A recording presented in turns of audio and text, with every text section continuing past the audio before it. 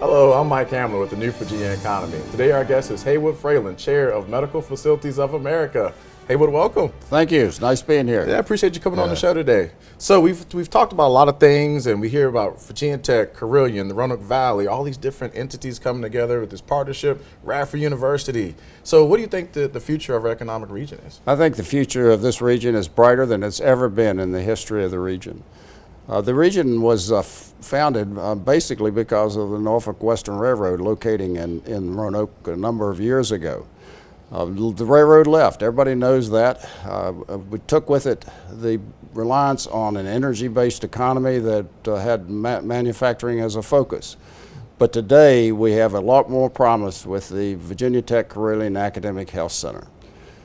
It is so terrific that I believe that it has the potential of increasing the population of this region to 1 million people in the next 25 years. Now, that's only if we get behind it and if we do what we need to do to support it.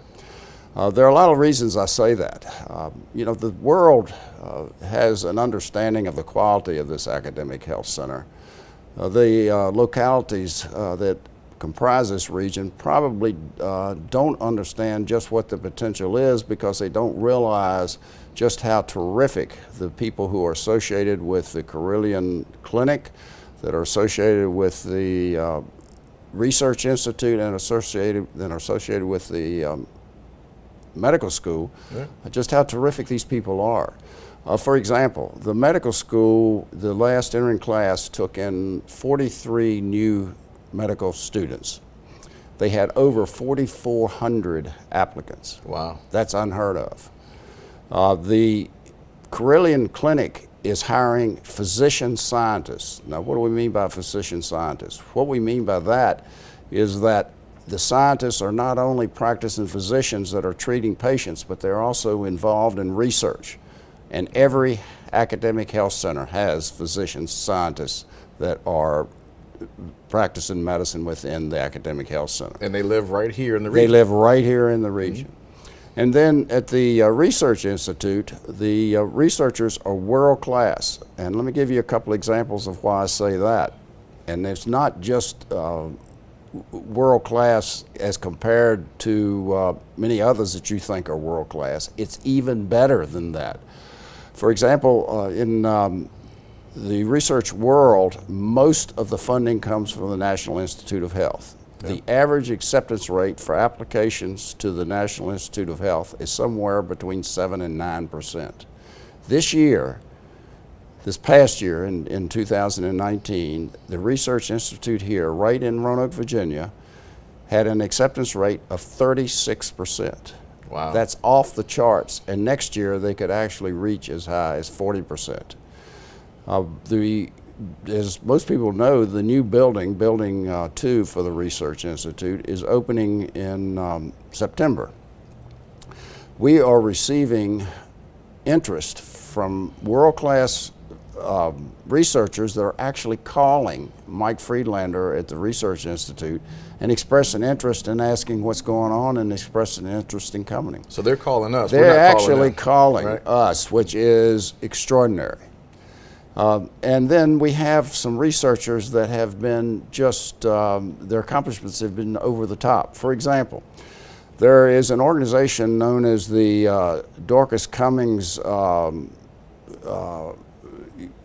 Institute, and it's in Coal Harbor, New York. And every year they select one scientist from all fields throughout the world.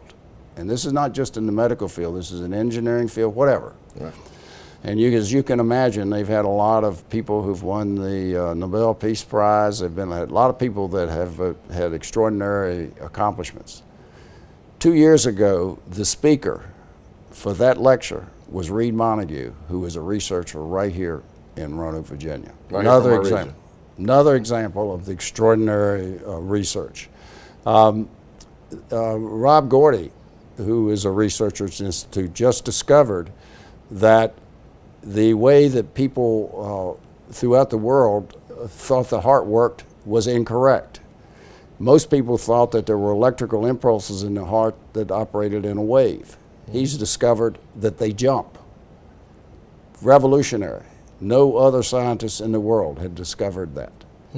And then the researchers at the Research Institute discovered a remarkable thing about addiction. First of all, they discovered that there's an area in the brain that all addicts, whether it's alcohol addiction, whether it's cigarette addiction, whether nicotine addiction, whether it's the opioid and all of that, all opioid, anything, right? gambling, whatever, all of it stimulates a certain area in the brain.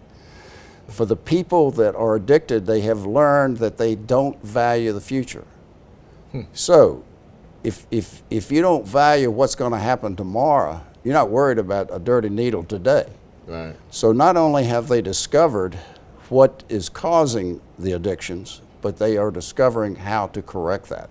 Remarkable, and you can imagine what that could do for research throughout the world. Right here in our region. Right here in Roanoke, I keep Virginia. saying that. Right here in our region, Virginia. right? And Okay. then the Sharon and Craig Ramey, researchers at the Institute, have been the world leaders in the ability of pre-childhood education to transform students who come from very, very difficult backgrounds. They 40 years ago took a sample, and don't hold me to the number, but it's about 100 kids from the most challenged area of Charlotte, North Carolina. Okay. And they were from broken homes, single-parent homes where some of the parents were drug addicted. The worst that you can imagine. Crime in the neighborhood. And they divided the class in half. And for half the class, they only followed them. They did nothing. For the other half, they trained them, mentored them from early childhood, 2 to 3 years old, all the way through high school. And it's important to know that that mentoring occurred all the way through high school. Right. The results were phenomenal. The kids that were mentored performed better, had more higher education, had more stability in their future family lives than the average citizen. Right. Remarkable. So that's tangible evidence. Right here. And right those kids that were in that study come here to Roanoke every year, today, and even children of the children are coming. And the children of the children are performing, again, far better than the average citizen. So it's unequivocal proof that pre-childhood education and the follow-through with the mentoring is something that we absolutely have to do as a society.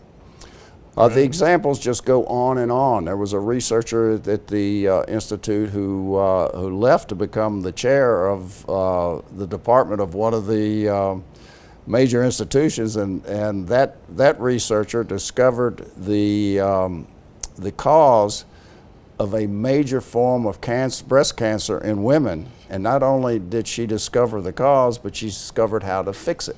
Wow.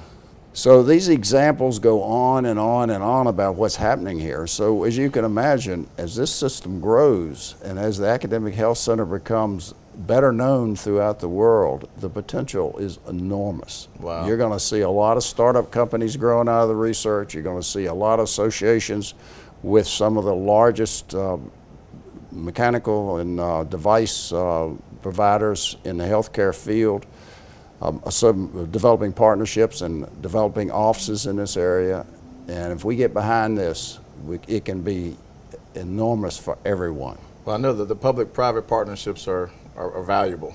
I mean, extremely valuable. Very, very valuable. Yeah, I'll give you one other example. For example, the Siemens Corporation has developed strong relationships with the Research Institute. So much so that they've actually given the codes to their machines to the researchers here. They have developed a Tesla 9 imaging machine that does the MRI type of imaging. Mm. Tesla 9 is the most powerful machine they have. There are none in the United States. They are locating one in the new building that's opening in September right here in Roanoke, Virginia. The only one that's going to be in the United States. Only one in the United States. Only It's gonna one be in right the here, United in right Roanoke. here in Roanoke, Virginia. Well, that's a good segue into our final thought, because that's just a wealth of knowledge you just gave us. So if you could tell anybody else anything else about what's going on economically in our region, this academic health center, what would you like to tell them in a brief word? What I would tell them is get behind it. We need infrastructure if we're going to develop into a population of 1 million people. We need roads, we need crossings of rivers, we need planning for this kind of development. We need to understand that there are going to be some changes, and we'll all have to endorse those changes. If people have resources that they'd like to contribute to good causes, they need to consider the Research Institute. For example, the new building that's opening in September, the equipment alone cost $54 million. Wow. The building itself was $90 million. So it takes a lot of money, but boy, the rewards are terrific.